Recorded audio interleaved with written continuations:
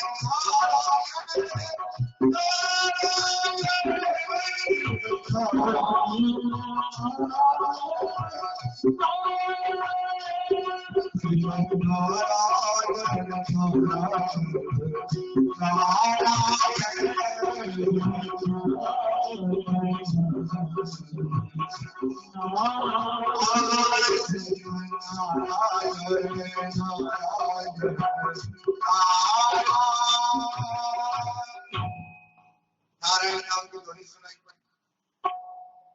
अब व्यास जी मन में सोच रहे हैं कमी कहां पर रहेगी, कब तक महाराज बड़ी अच्छी कृपा की जो आप आधारित से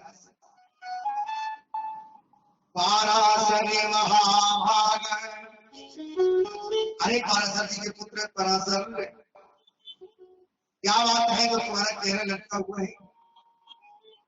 व्यास जी कहते हैं नारद जी क्या बताएं, मैंने जीवन में अपने इतने परोपकार के काम किए हैं, लेकिन फिर भी हमारे हृदय को शांति नहीं है। नारद जी कहते हैं तो हम बताएं कहां पर कमी रह गई? बोले हाँ बिल्कुल। आजकल व्यास ऐसा व्यक्ति पूछ रहा है कि मेरी कमी कहाँ है? इतने वृद्ध है, इतने ज्ञानी है, और हम लोगों को कोई अगर हमारी कमी बताया जाए तो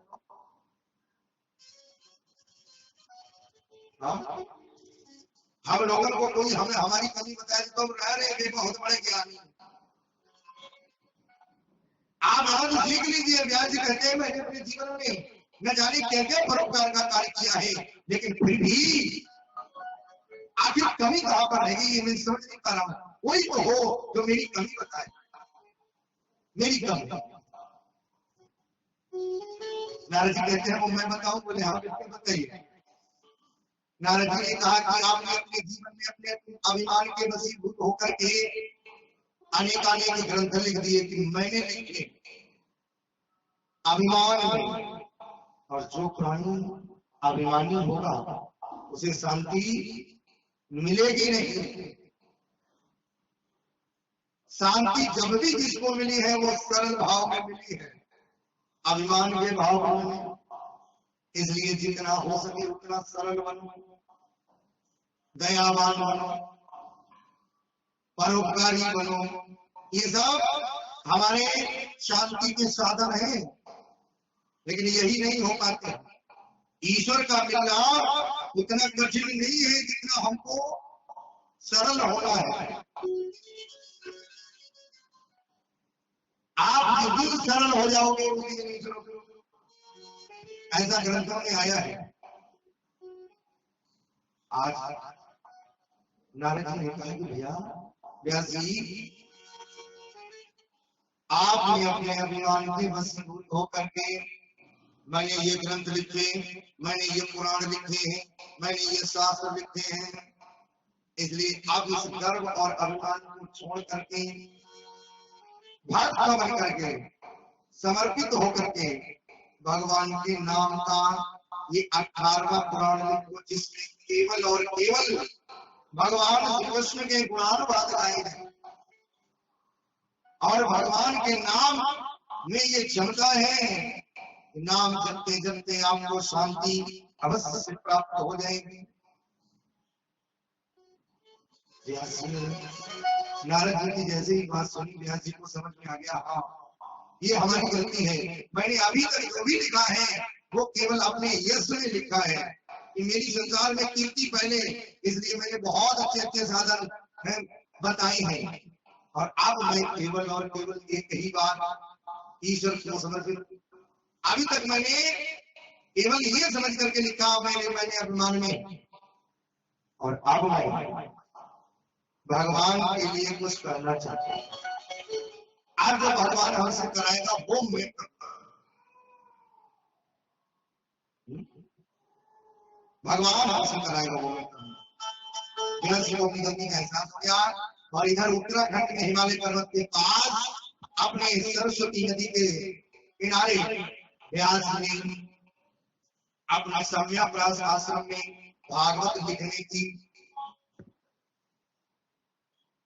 तैयारी की। इधर नारद जी के द्वारा 4 श्लोक, और वो श्लोक भगवान नारायण ने ब्रह्मा जी को सुनाए थे सृष्टि के समय, और उन्हीं ब्रह्मा जी ने फिर अपने पुत्र नारद जी को वही 4 श्लोक सुनाए, और वही 4 श्लोक आज व्यास जी को नारद जी ने दे दिए।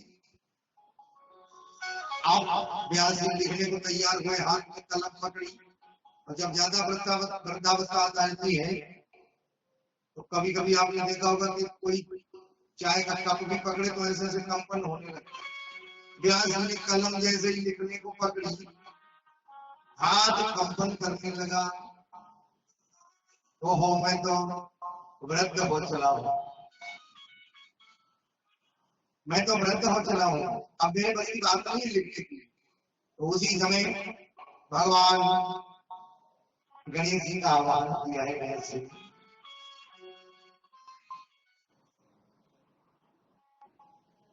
हे गौरा के नंदन, तुम्हारे चरणों में अभिनंदन।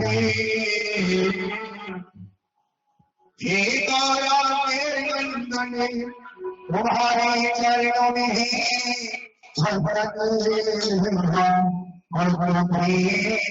हम सभी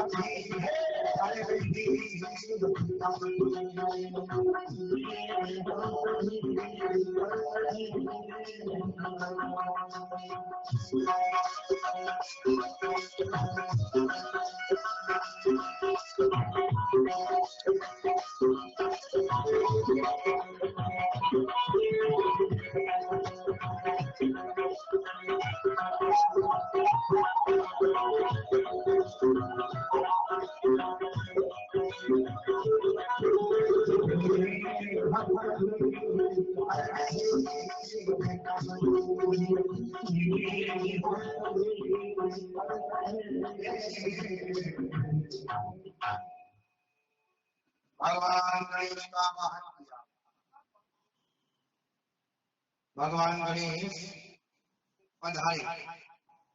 व्यास जी ने नमन किया, आसन दिया उचित बैठने, और उचित आसन पर बैठने के बाद में गणेश जी से अपना निवेदन किया कि साहब, हम एक ऐसे ग्रंथ का निर्माण करना चाहते हैं जिसमें हमें आपकी मदद चाहिए, आप हमें सहयोग प्रदान कीजिए।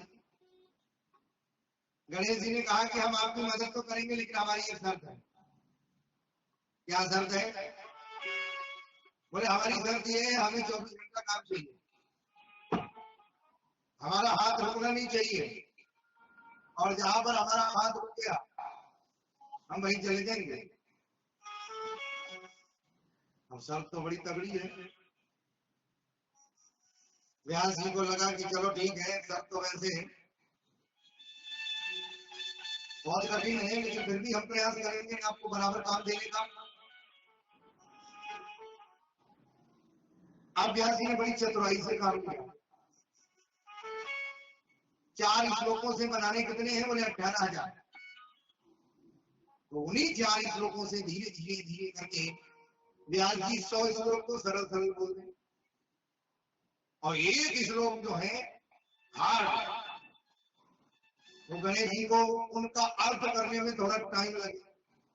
जब तक गणेश जी उन हार्ड श्लोक का, कठिन श्लोक का जब तक अर्थ करें, तब तक व्यास जी 100 आगे के ढंग तैयार करें। और फिर इस क्रम से व्यास जी ने भागवत की संहिता जो है गणेश जी से युक्ति पूर्वक करवा पाई तथा तैयार हो। अब कथा में 3 चीजों की आवश्यकता पड़ती है। एक तो कथा का वक्ता हो, और कथा का श्रोता हो, और कथा होनी चाहिए। तो अभी यहाँ पर कथा ही प्रकट हो पाई है। अब क्या चाहिए? बोले आप चाहिए स्रोत वक्ता, तो आप वक्ता का प्राकट्य कराया है। एक समय राधा रानी से कन्हैया ने कहा कि हमारे कृष्ण द्वैपायन व्यास जी के द्वारा भागवत की रचना तो हो गई, आप कोई ऐसा व्यक्ति हो जो कि इस भागवत के का प्रचार प्रसार करे। और उधर गोलोक में राधा कृष्ण का आपस में बातों का आदान प्रदान हुआ। राधा रानी की लाडली थी, राधा रानी ने एक तोता पाल रखा था, तो उस तोते से राधा रानी ने कन्हैया के मन की बात कही कि बोले अब तुम्हें यहाँ से मृत्यु लोक में जाना होगा सुख बनकर के, और वहां पर व्यास जी की पत्नी वर्तिका महारानी के गर्भ से जन्म लेना होगा। और व्यास जी ने भागवत की कथा का आलोकन कर दिया है, इसलिए चले जाओ तुम उस भागवत की कथा को विश्व में फैलाओ। आज तोते से जब कहा है तो सुखदेव भगवान ने कहा कि ठीक है, आपकी आज्ञा है, और भगवान कृष्ण के नाम का गुणानुवाद का प्रचार का मामला है तो आपकी आज्ञा का पालन मैं जरूर करूंगा। इधर एक दिन भगवान शंकर पार्वती जी को कथा सुनाने के लिए बैठे, सती मैया। तो सती को जब कथा सुनाने के लिए बैठे तो शर्त ये रखी गई कि ओंकार जहां बंद हो जाएगा वहीं पर कथा बंद हो जाएगी। वन को श्राप दे दिया, इस वन में जो भी आएगा, जो भी पुरुष आएगा वो नारी भाव को प्राप्त हो जाएगा। इसलिए हर एक प्राणी जीव जंतु जो भी है वो इस वन को खाली कर दे। तो सबके सब जो थे खाली करके चले गए। अब जो सुखदेव भगवान जहाँ एक तोते के बच्चे के रूप में, अंडे के रूप में बैठे हुए हैं, जिस बरगद के ऊपर जहां शंकर भगवान कथा सुना रहे, जैसे ही कथा सुनाना प्रारंभ किया तो वैसे ही वो अंडा फूटा, कथा प्रारंभ भई। शर्त जैसे ही शंकर जी ने सुनी वो शर्त तो थी उस तोते के बच्चे ने सुनी। अब जब तोते के बच्चे ने जब शर्त सुन ली तो भगवान शंकर कथा को सुनाते हुए जाते, सुनाते सुनाते सुनाते सुनाते सुनाते सुनाते कथा द्वादश स्कंद में पहुंची, जहां पर भगवान शंकर ये कह रहे हैं कि देवी भगवान श्री कृष्ण जब स्वधाम जाने को हुए तो उस समय उद्धव ने पूछा कि महाराज हमारे आपके जाने के बाद हम जैसे भक्तों का क्या होगा? और यहीं पर देवी सती को नींद आ गई। अब जब नींद आ गई तो इधर उस तोते के बच्चे ने मन में विचार किया कि अगर हुंकारा बंद हो गया तो कथा भी बंद हो जाएगी। अब कथा बहुत मधुर लग रही है, तो कथा को सुनने के लिए उस तोते के बच्चे ने फिर आगे का हुंकारा देना चालू कर दिया। देवी सो गई। कुछ देर के बाद में शंकर भगवान ने कथा को विश्राम दिया है। बोल वृंदावन बिहारी लाल की। जैसे ही जयकारा भोले बाबा ने लगवाया, नींद जागी है सती की, और कहा महाराज आप कह रहे थे कि वो भगवान स्वधाम जाने के बुद्धों को कुछ ज्ञान दे रहे थे, तो बुद्धों से भगवान ने क्या कहा? अब शंकर जी को लगा कि अगर तो देवी तुम वहीं सो गई थी? बोले हाँ महाराज इस बार भी नींद आ गई। तो महाराज नींद आ गई तो इस बार भी तुम्हारा कोर्स अधूरा नहीं है। हाँ महाराज, लेकिन एक बात है, जब तुम सो गई तो हुंकारा किसने दिया? तो कहा हुंकारा मैंने तो नहीं दिया। भगवान कब शंकर देखे उधर ध्यान, भगवान भोलेनाथ ने ध्यान में रख करके देखा तो तोते का बच्चा। अब छोड़ दिया त्रिशूल। बोले जब मैंने जंगल को श्राप दे दिया कि सब कुछ छोड़ के भाग जाओ, तो फिर भी अनाधिकारी चेष्टा करने वाले, अब तेरा जीवित रहना ठीक नहीं। अब आगे आगे तोते का वो बच्चा पीछे पीछे त्रिशूल।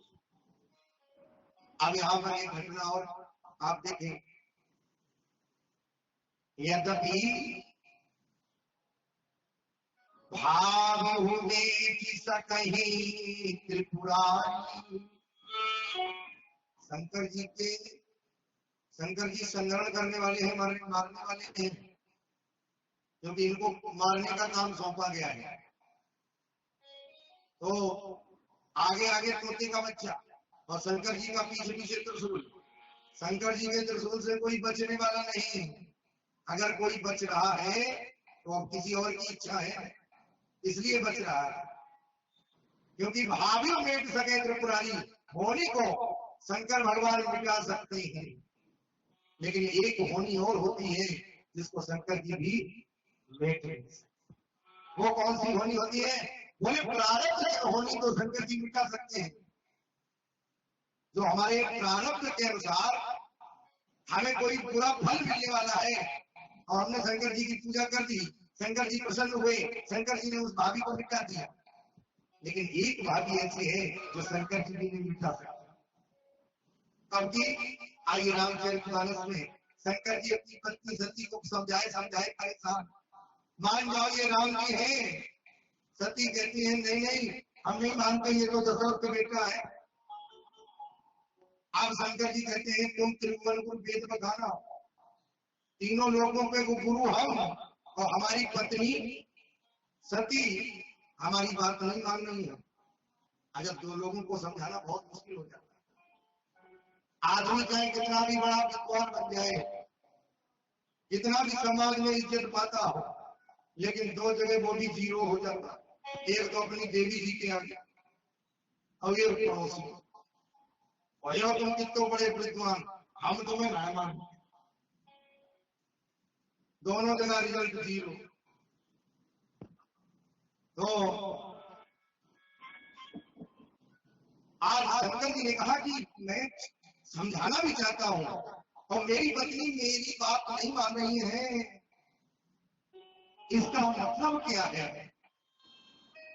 तब बाबा तुलसीदास जी ने लिखा है, कौन सी भाभी होने वाली है? बोले हरी इच्छा भाभी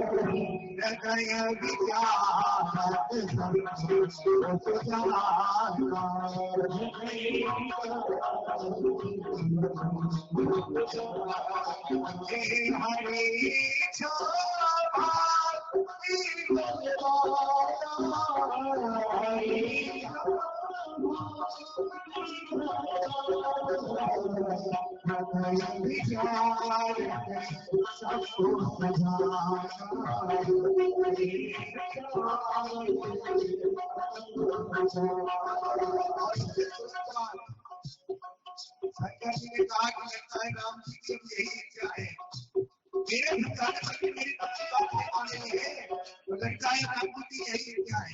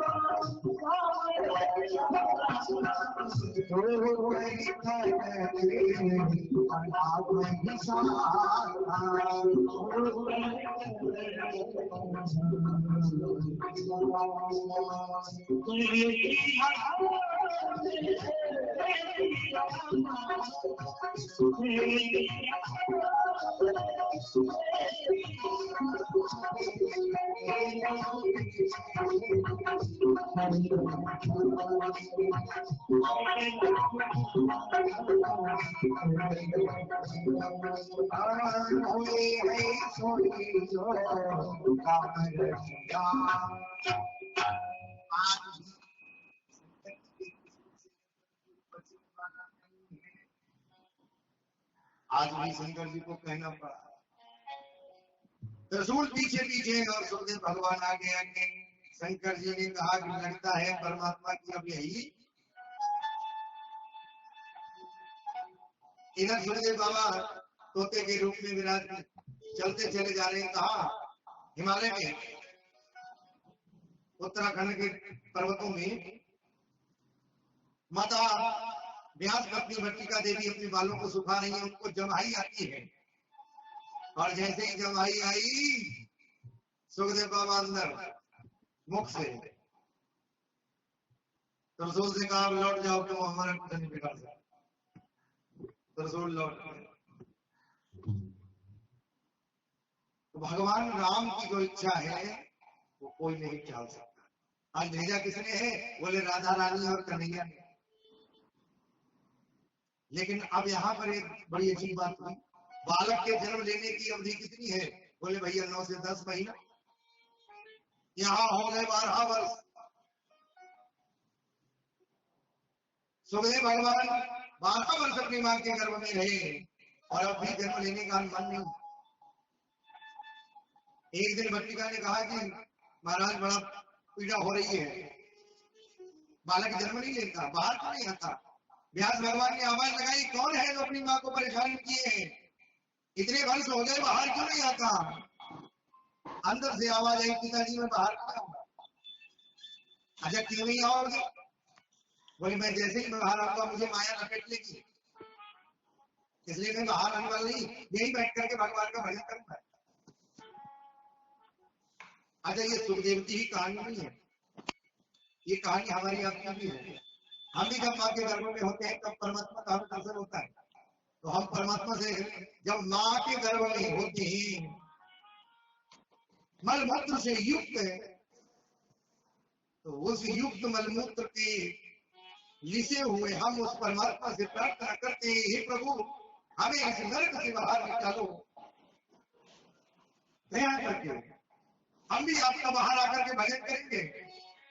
परमात्मा कहता है कि नहीं नहीं, हमने ये कई बार अनुभव में कर लिया, तुम यहाँ तो हमसे कह देते हो, लेकिन जैसे ही बाहर जाते हो तुम हमें भूल जाते हो, फिर केवल माया में लिपट जाते हो। ये माता है, ये पिता है, ये है, तुम भूल जाते हो। भगवान से उस जीव ने कहा कि महाराज अगर हम भूल गए तो याद दिया करो। भगवान कहते हैं कई बार याद दिलाता हूं, लेकिन तुम मेरे जितने भी संबंध होते हैं वो सब जो रिजेक्ट कर देते हो। बोले आप कैसे कैसे कैसे हमें याद दिलाते हो? बोले हम तब याद दिलाते हैं जैसे एक प्रथम संबंध हमारा है कान के बाल जब सफेद करते हैं, आप समझ जाओ। लेकिन आप लोग ले आए डाई, रह गई कुताई, संबंध रिजेक्ट। बोले पहला तो जो रिजेक्ट होगा अब दूजो। बोले आंखों में जाला, आंखों से कम दिखाई देना, ये हमारा दूसरा। तो जीव या तो चश्मा लगाए या तो लेंस लगा, आंखों में फिट हो जाए, बहुत रिजेक्ट करते। आज तीजो बोले कानों से कम सुन है, वो संबंध रिजेक्ट, लाख 2 लाख 2.5 लाख की मशीन। तो भगवान कहते हैं हमारे तो हर एक संबंध। बोले हम 4 घंटे 3 घंटे में जाते हैं और जब जीव तीनों घंटी फेल करते तो फिर हम घंटा बजाते। बोले वो घंटा कह दो, बोले यमराज को भेज देंगे। अब वाले है अब इनके ऊपर चलाओ गदा। तो यमराज को जब गदा चलते हैं तो जब जीव जो पुण्य आत्मा होता है उसके प्राण कहां से निकलते हैं? भाई जो बड़े बड़े उच्च कोटि के महात्मा है उनका ये ब्रह्मरंध्र फटता है, यहाँ से उनके प्राण निकलते हैं। और जो पुण्य आत्मा होते हैं तो उनके नाक से, मुंह से, कान से, ये जो इतनी इंद्रिय है इनसे निकलते हैं। और जो महापापी होते हैं उनके मल मूत्र वाले स्थानों से प्राण निकलते हैं। जब इनका गदा चलता है तो कहीं निष्ठा कर बैठता है और कहीं मुक्त कर बैठता है। तो सुखदेव भगवान कहते हैं मुझे इस चक्कर में नहीं पड़ना है, मैं तो यही मस्त हूं, मैं नहीं बाहर आने वाला, मैं नहीं बाहर आने वाला। तो सुखदेव भगवान के पिताजी ने कहा कि नहीं नहीं, हमारी माया तुम्हें व्यापी नहीं। बोले आपकी नहीं बात कर रहा हूं, आपकी बात नहीं मानेंगे, जिनकी माया है वही आकर के कहे तब तो मैं ये बात मानूंगा। और उसी समय भगवान श्री कृष्ण भाव बनाए और भगवान श्री कृष्ण ने त्रिवचन किया, पुत्र तुम बाहर आओ, तुम्हें मेरी माया लगने की नहीं। अच्छा, जिस समय सबसे निर्मल जल कौन सा होता है? बरसात का। बारिश की बूंद जब आसमान से चलती है तो उस समय बिल्कुल स्वच्छ होती, लेकिन जैसे ही पृथ्वी पर भूमि